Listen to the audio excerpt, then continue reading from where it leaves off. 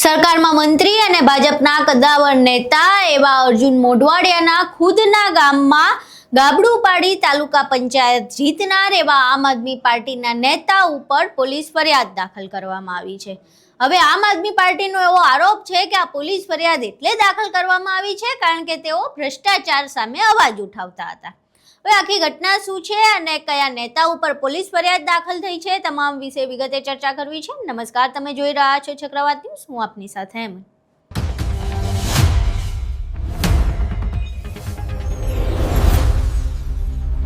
અર્જુન મોઢવાડિયાનું ખુદનું ગામ એટલે કે મોઢવાડા ગામમાં તાલુકા પંચાયતમાં આમ આદમી પાર્ટીના જે નેતા છે હિતેશ મોઢવાડિયા તેમણે જીત હાંસલ કરી હતી।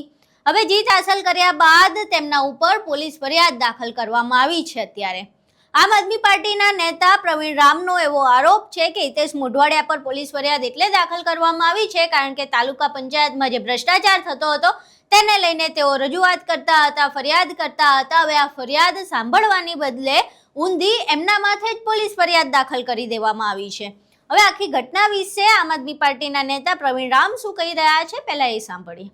મિત્રો, ગઈકાલે પોરબંદરના આમ આદમી પાર્ટીના જિલ્લાના મહામંત્રી હિતેશભાઈ મોઢવાડિયા ઉપર ખોટી રીતે ફરિયાદ કરી અને એને દબાવવાના પ્રયત્નો થઈ રહ્યા છે।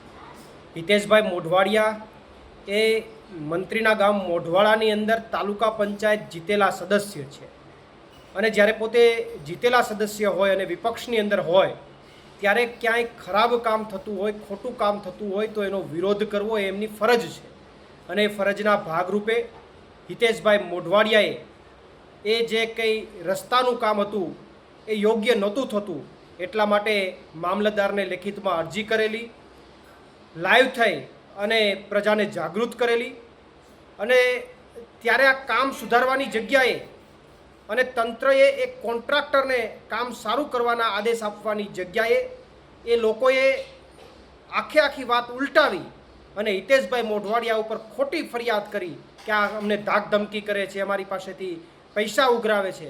અરે ભલા માણસ તમારી પાસેથી પૈસા ઉઘરાવતા હોય તો એને લાઈવ થવાની ક્યાં જરૂર આવે? એને મામલતદારમાં આવેદન આપવાની ક્યાં જરૂર આવે? પણ આ રીતે એમને ખોટી રીતે ફસાવવા માટેનો જે પ્રયત્ન થયો છે કારણ કે હિતેશભાઈ મોઢવાડિયા ખેડૂતો માટે લડે છે, ખેડૂતો માટે અવાજ ઉઠાવે છે, મોઢવાડામાં તાલુકા પંચાયતમાં સદસ્ય તરીકે જીતીને આવ્યા છે। એ હજમ ન થતું હોવાથી એમની ઉપર ખોટી ફરિયાદ કરી અને એમને ફસાવવાના પ્રયત્નો થયા છે।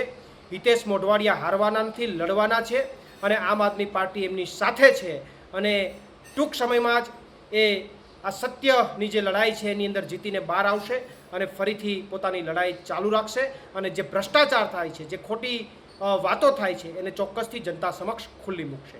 પ્રવીણ રામ, પ્રદેશ ફ્રન્ટલ અધ્યક્ષ, આમ આદમી પાર્ટી।